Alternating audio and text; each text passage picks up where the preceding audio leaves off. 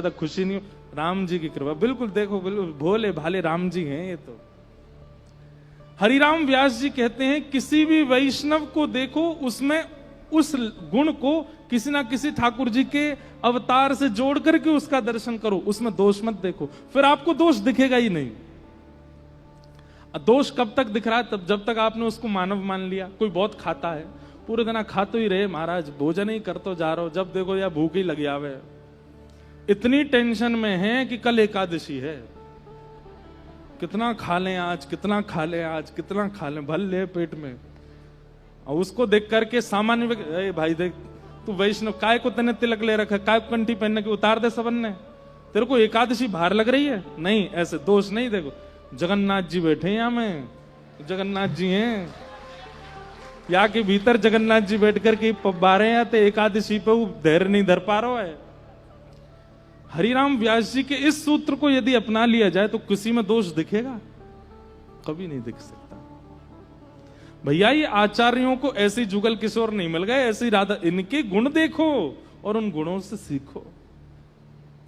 इसलिए यहां आचार्यों के दर्शन की महिमा बताई जा रही है, क्योंकि आचार्य चरण चलते फिरते ठाकुर जी हैं, चलते फिरते प्रभु हैं।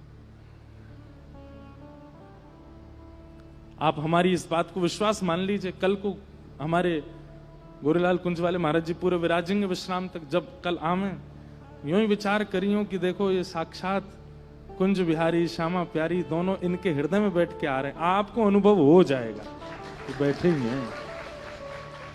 यहाँ जो महापुरुष पधारते हैं, देखो हमारे सब संत जन पधारे हैं, सबके भीतर कुछ ना कुछ भाव दिख रहे हैं। नंदू भैया ऐसे लग रहे हैं खाटू श्याम बाबा ही बैठे हैं का।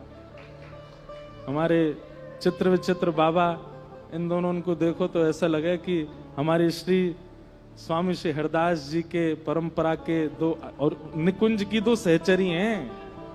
हाँ, एक चित्रा सखी हैं, एक विचित्रा सखी हैं, दोनों सखी हैं। सब में वैष्णव दृष्टि रखो।